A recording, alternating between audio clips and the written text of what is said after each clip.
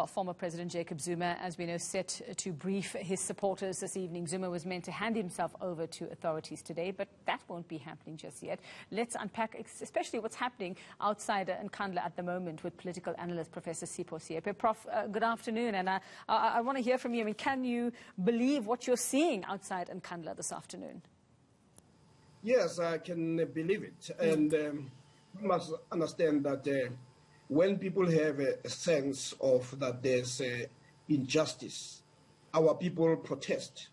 The rich among us have foundations that will approach the courts and make a case in case there is injustice. Our people do not have the monies. So what do? They do what they have been doing all over the years during apartheid, and they'll also see this as one of those. So let us not pretend that this case is straightforward.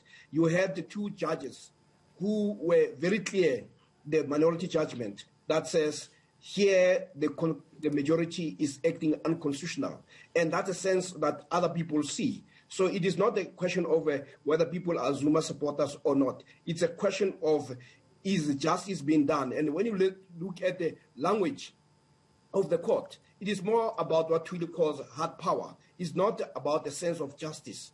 And the notion of the rule of law using power is something that is reminiscent of dictatorship under apartheid. We went through that, where people could talk about the hard power and the rule of law, but not talk about justice. So people here are saying, in the same way that those two judges in the Constitutional Court feel, they feel that the majority judgment is not correct and it's unconstitutional. And this is what people on the ground are also feeling. We must also understand that judges do not hold monopoly of what is constitute justice. They are there to interpret the law. But the people, when something is wrong, they'll express is thus. This is why you now have this part of this form of expression. It is not expression that we would want. We want a different one. But they, as I say, they are not like the foundations that we have, where they'll go to court, where they write to newspapers, where they'll make noise. They know the only way how is to be in the streets. But to what end, Prof? I mean, this is something that can only end badly, whether there is a standoff with police, whether we actually see people getting sick, whether we see people dying after what is happening outside Nkandla at the moment.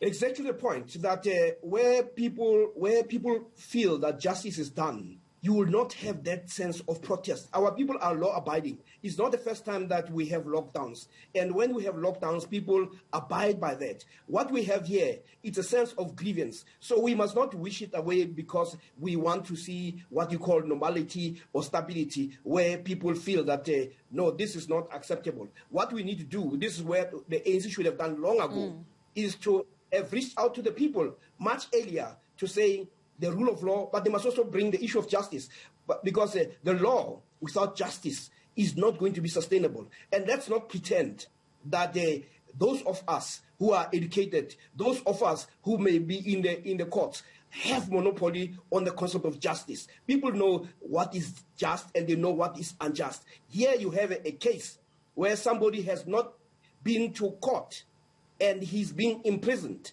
Well, you can play around with things, but what people know is that Jacob Zuma did go, at least under apartheid, there was a trial, whether you call it fair or not, but there was a trial and he went to jail.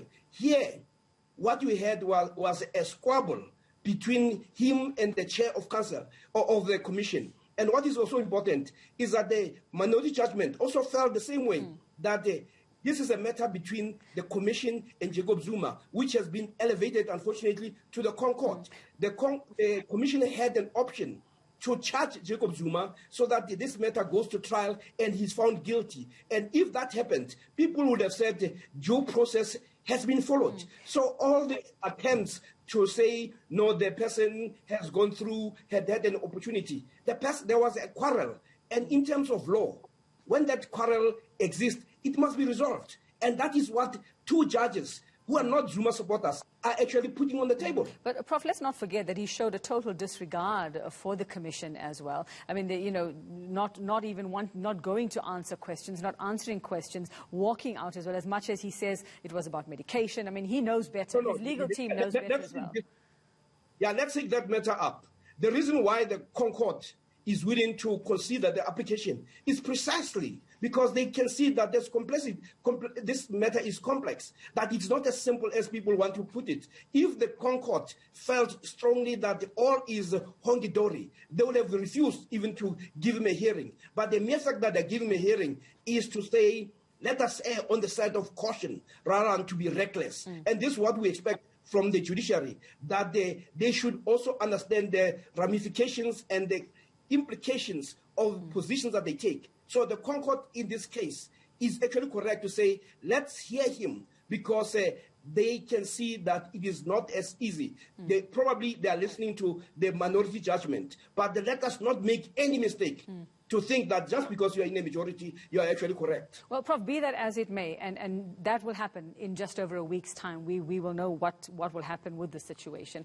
But let's talk about what is happening outside Nkandla at the moment and what the ANC leadership, regardless of whichever faction you belong to in the ANC or they belong to in the ANC, what should be happening there now, because he has a responsibility to his supporters to protect them too. And what is happening and what he is allowing to happen, even the top leadership that is there, or even veterans, as they call themselves, who are there at the moment, have a responsibility to people. It seems like it's completely irresponsible. This is a matter of life and death. And what should be happening? What should they be doing?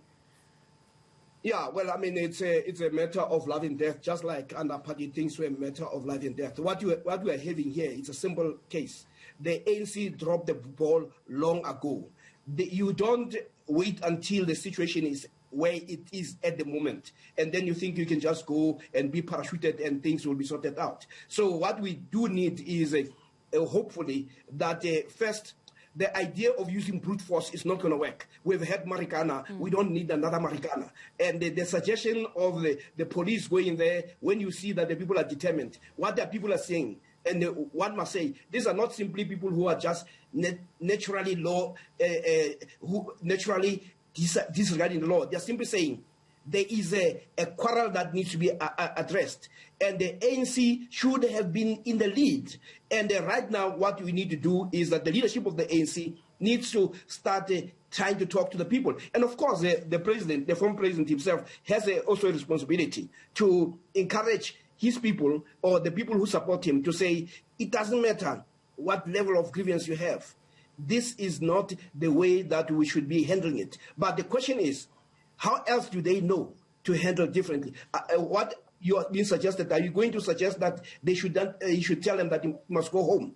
What form of protest do you expect from people who are not moneyed, other than simply marching?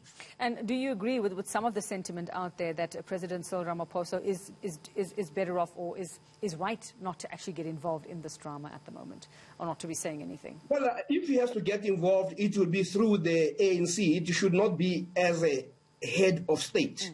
He's actually correct that he should not interfere with the judiciary and the judicial process. What we have now is that the Concord, through its wisdom, has decided that let us actually listen to this matter. But also because there's been protest, the court cannot pretend that it does not hear anything. You have a 79-year-old person who is sick. If this person goes to jail, it is possible that he may contract this virus. And we are concerned about human life. That's in our constitution. So the Concord cannot ignore that reality.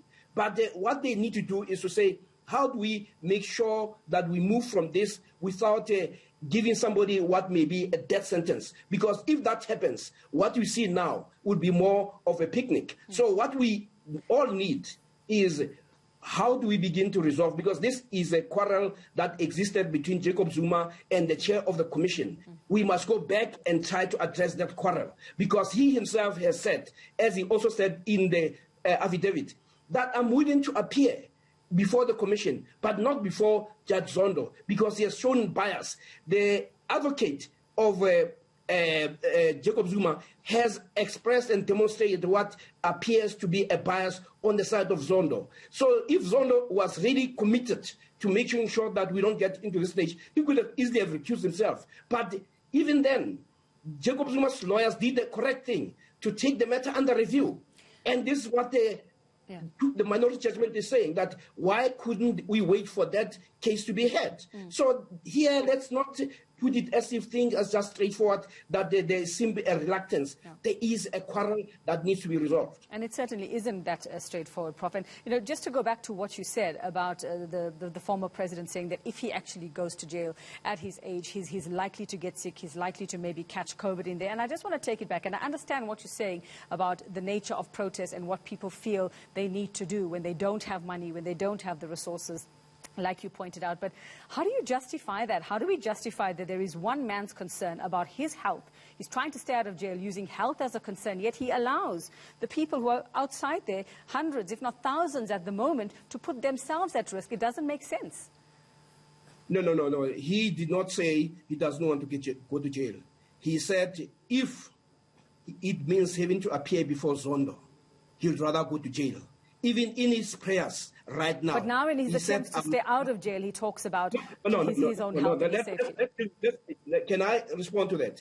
He says, I'm willing to go to jail if Zondo does not recuse himself. And if this matter that is before the court is not resolved. That's what he said. So he will go to jail if all those things do not happen. So I don't think it is we cannot push away that quarrel outside. No. And of course, every person, even when you are found guilty, you have a right to mitigate, to point out. There's nothing wrong with that. And I get that point. I'm talking about why he says. I'm talking about why he says he can't go to jail at the moment at his age. The very words that you used just a couple of minutes ago to talk about if he goes there, his health is at risk, his health is at stake. And we talk about that momentarily right now about why he says he can't actually go to jail at the moment, regardless of the bigger argument, which I understand what you're saying. Yet he allows this to happen. He allows his supporters to put their health at risk like it is happening at the moment as you and I speak. Does it make sense?